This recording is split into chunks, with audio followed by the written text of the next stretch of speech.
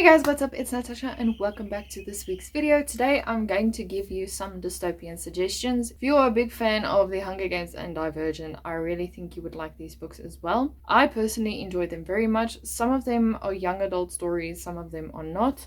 Most of them are. Before we get started, please remember to like, subscribe, and comment down below what's your favorite genre or another dystopian title, one of which I haven't mentioned. And without any further ado, let's just jump right into the video. So the first few books I'm going to mention is ones that I've read and I totally loved. I enjoyed them so much. And then the others would be books that I really want to read because they seem interesting, they seem dystopian, and I bought them. So, you know, we're here, we're thriving, we're vibing. For the first book, I only have the second book and the fourth book. Don't ask how that went, but yeah. And it is Maze Runner series by James Dashner. This book follows Thomas, and Thomas wakes up. The book starts as well with Thomas waking up. He has no idea where he is. All he knows, he's in a lift somewhere. He looks up and suddenly there's sunlight and there's 20 or so guys looking down at him. And he's thinking, what is happening? So what he does is they lift him out of this kind of conveyor lift thing and he starts running.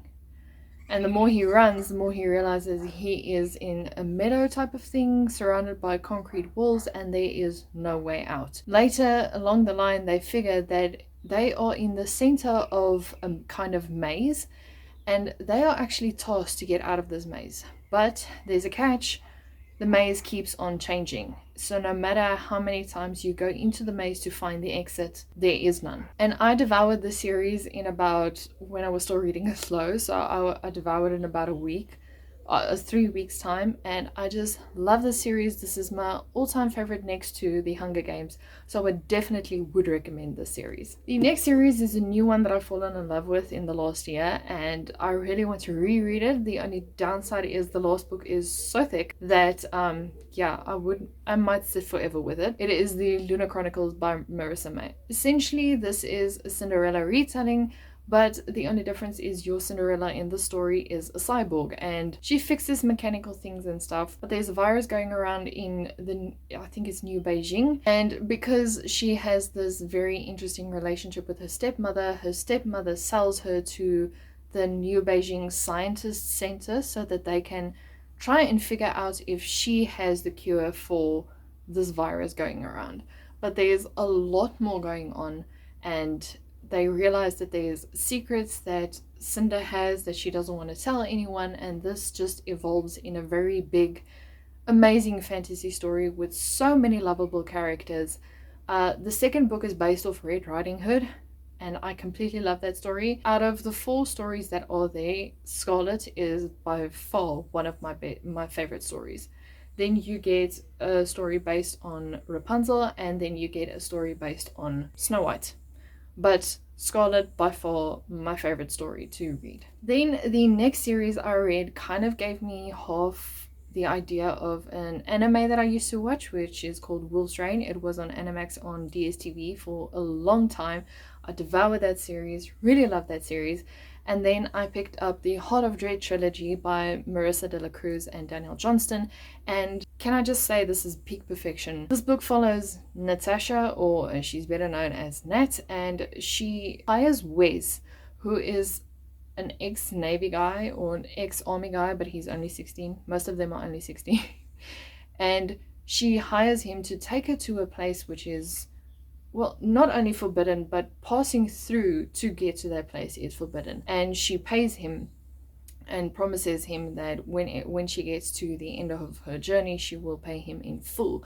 And Wes, being the bad guy that he is, not essentially bad, but stickler for law, he just doesn't care anymore because he was in the army, because he's seen what is happening, and he decides, hey, what the hell not, let me just join her. And the journey that it takes you on, it is very good, and the ending will leave you somewhat unhappy but also very happy.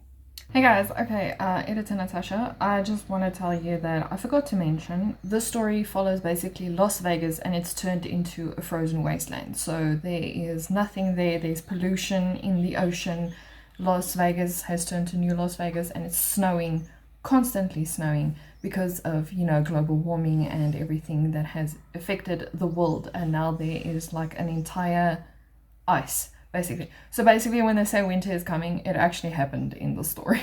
Then the latest installment in my dystopian stash is the Shadow Me series by Tahira Moffi, or Tahara Moffi. I think it's Tahira Moffi.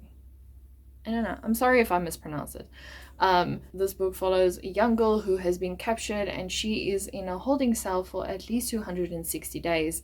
And she's locked up there because she has this very dark secret. She's a destroyer. Everything she touches dies. She's trying to be an ordinary teenager, but she just can't be. So she just gives up on that. And now the people who have held her captive want to use her as a weapon. But she's determined to fight. She's determined to stand her ground.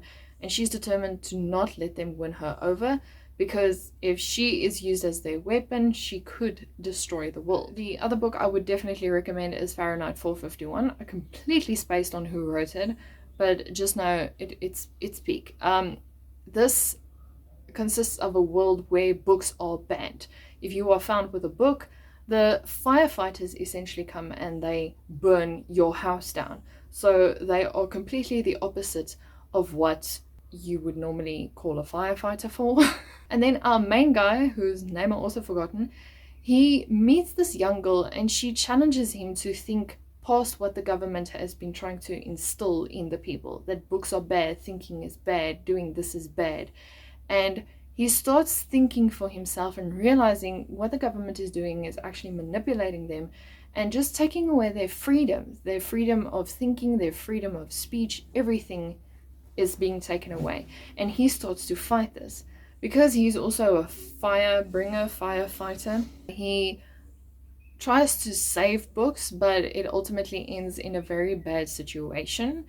I remember the ending of this book and I was just thinking, what just happened? This is definitely an amazing book to read if you are looking for an entry level into dystopian novels. I would definitely suggest this book. Then the other book that I would definitely always recommend is Lauren Beerkes' Moxie Land, and this follows 4 teenagers or young adults in South Africa, and they each, it's a very complicated story to explain, but each of them are falling in different social categorizations in South Africa. But it's a very tech savvy world, and the only downside is the government controls everything you do. So they have you on their link, and wherever you go, kind of like Google Maps. So wherever you go, your location is attached to your phone. And when you do something really wrong, you are disconnected to the world. So that means you can't get anywhere into a building. You are not allowed anywhere, and you kind of get like a criminal record, so to speak. And how these 4 in their individual stories group up to actually try and overthrow the government. It is another dystopian novel that I read in university, and I completely adore this book. I really want to reread it, but there's just so many books that I want to reread. The next books are books that I really want to read, and the books that suggested that it is highly dystopian-ish. So I would really like to get to them as soon as possible. And the first one is Fever by Dion Meyer. He's also a South African author, and from what I know, it's kind of like a fever that broke out through the world, and it's a lot like COVID. So I think that is why I also put it on the back of my TBR list, because we are still coming out of COVID, and I do not want to relive that just yet. But my dad says it's very good. He enjoyed it completely, and he was in such awe of how the investigations into this book actually reveal how, you know, it kind of correlates to COVID as well. So if you want to relive the pandemic years, I mean, sure, you can read it. Then the next series I want to read is Chaos Walking, the trilogy, I'm guessing, by Patrick Ness. I've heard great things about this, so I can't tell you much. All that I know is it's a world, I believe it is a world ruled by men, and women have no say whatsoever. And there is this ultimate man who, I don't know, controls everyone. I don't know. I can't speak a lot about this book, so I'm just going to put it down. Then the next book I want to read is 1984 by George Orwell. And what I can gather about this book is essentially just a dystopian novel, but in a world where people want to make it a utopian. So it's the perfect world, you know, it's just the best world that there is. Kind of like the Hunger Games, because they say Suzanne Collins kind of got her inspiration from 1984, and that is all I can tell you. It's got elements of the Hunger Games and that sold me. So, and then the last book I want to read, and my dog just blew on me because he's lying down next to me and he just went so it's a hard life for all of us. It is what is it? The Record Keeper, my bad, from Agnes Gamillion. If you hear talking in the background, it's just my dad. I'm sorry, it's very loud on the phone.